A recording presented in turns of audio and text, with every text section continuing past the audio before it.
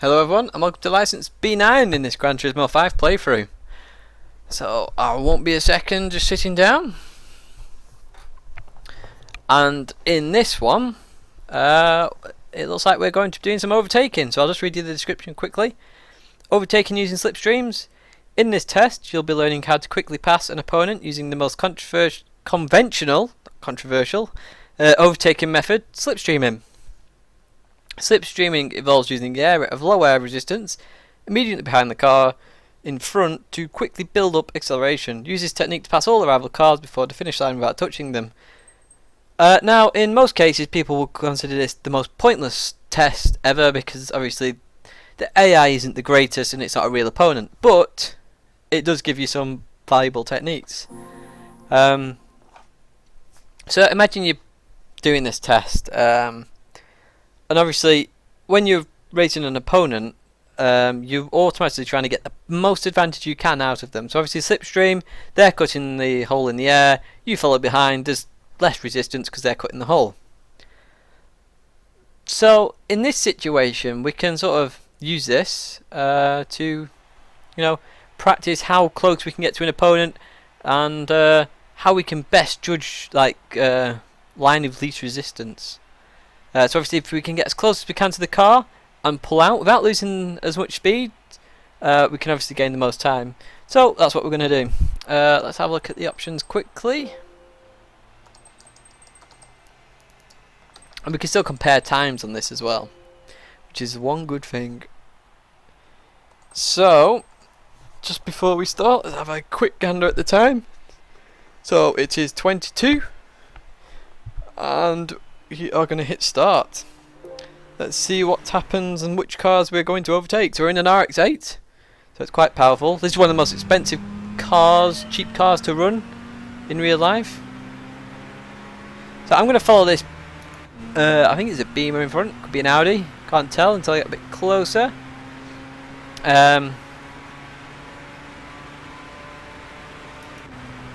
Ooh. I can't even tell what that is. We've got an Audi TT next. Can't even tell what that is. So this is just a straight run as we see there. We got first. It looked like a 24.4 I believe. But we can improve on that. We most definitely can improve on that. So we got straight gold. Now we lost a bit of slipstream following that blue car. I have no idea what that car is. Off the top of my head, it looks like a bit like an A6 from the rear, but the front looks nothing like an Audi, so who knows. So I believe no, I've just hit replay. I didn't want to do that. Exit that. I wanted to have a look at the time. Nope, never mind. I believe it was 24.4 something or another, and I did it. That's our target. Oh, there we go. Best lap, 24.466. So we can definitely improve on that. So we're going to continue. We're going to try and stay in the line of the least resistance as long as possible this time. We know the car's going to pull in and come out at the last second. We could do with getting in this Audi's as well. So there we gained a bit of time. So we've got 24.3 that time. I still think we can go faster. So we're going to retry that.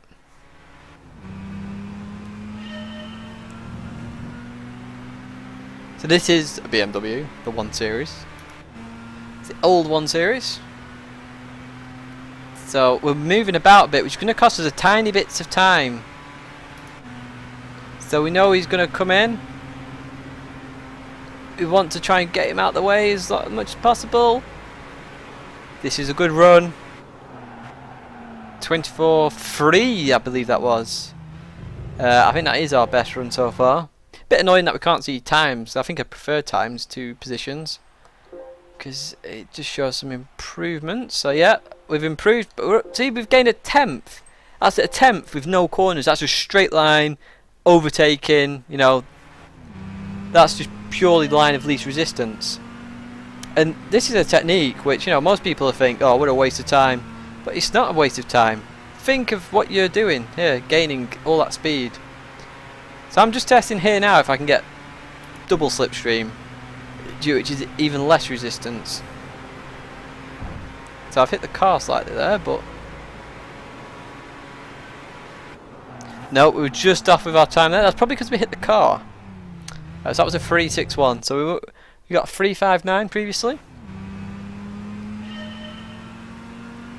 I'm not going to spend as much time on this test as the others. Oh, we've definitely done it wrong there. Just because it is a very, very simple test. So we'll just give it a few more minutes. But, you know, it's still worth the effort, this. Just to practice this line of least resistance. So I'm going to stay as close as I can. You can see the wheel moving slightly, but that's just me trying to get in the perfect position. It'd be really good if I could actually... Oh, I've gone two out wide.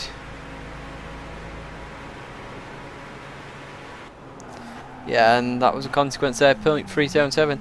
It'd be really good if I could find the statistics for the car, because what I could do then is look at the torque and the graph ratios and look where they meet, because that's usually the perfect point to get to in order to get the best acceleration.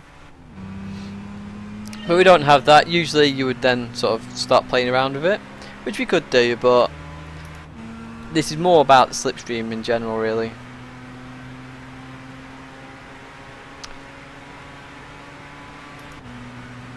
Again, we know he's going to turn in, and we're going to hit him there. Oh no, we didn't.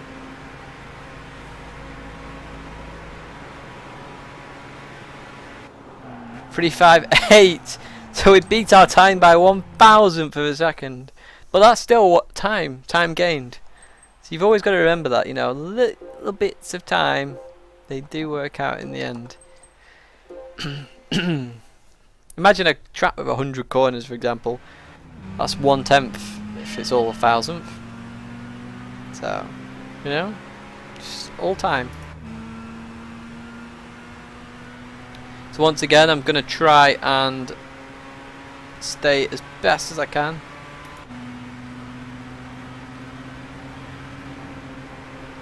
This is a really good run. And we turned a bit too much there, I believe. No, we didn't. 0.341. So once again, we've gained another... my maths is going to work out quickly. 16,000th of a second. This is all on a straight, remember, as well. So obviously we're just continually gaining time just from learning how the car reacts, how to best really maintain a good slipstream. And obviously if you follow an opponent for, I don't know, 5-10 laps, especially on a circuit like this, you can start to understand their movements and the characteristics that they do. And if you understand that, you can then sort of build a picture on how best to overtake them, how best to manipulate the slipstream to your advantage, and then obviously it's a win for everybody. So what we're going to do, we're just going to give this 3 more goes, because obviously we're talking about minute thousandths, and there's not really much more to do other than get real precision with the time. We'll give it 3 more goes. We've got 0.341 to beat, and we're just going to see what we can do. Obviously we've got to take the BMW 1 Series. That's the first slipstream we've got to really try and keep with.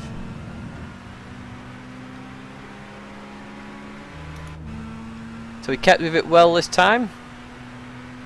Now we don't really want to turn away from this car. We want it to turn in, and then for us to sort of get line of least resistance. We've got to tap slightly, but we got a good line. We didn't turn at all there, but we got a 0.368. To say we started in the 0.4s, we're now in the 0.3s, and you know we're heading towards the bottom end of the 0.3s. It's that's you know that's a tenth on a straight, and I've hit the car. That is going to get me the worst time in the world. So we'll give it 2 more goes. That don't count as a go.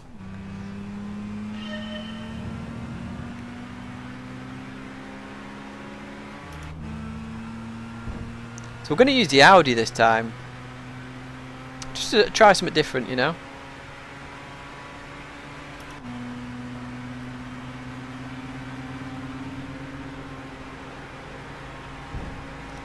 He hit me slightly there, that blue car. Obviously we've got a 0.4, so obviously it's not the best way to do it. So we've got one last go. Let's see what we can do.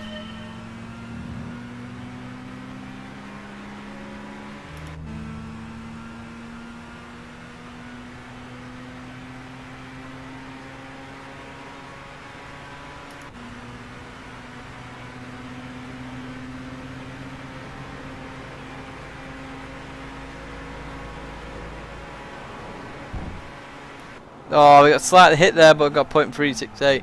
So as you've seen there, we've we have we have sort of gained a tenth on ourselves just from the straight. So to me it shows how much little bits of things add up to our overall lap time. And you think about that in a corner, and then obviously you got your straights, and then add up. That's all that time to be gained. But yep, that's been license B9. It's a bit shorter than the others just because it's a far more simpler test. So I'll see you on license B10 and hopefully to gain our B license. Cheers.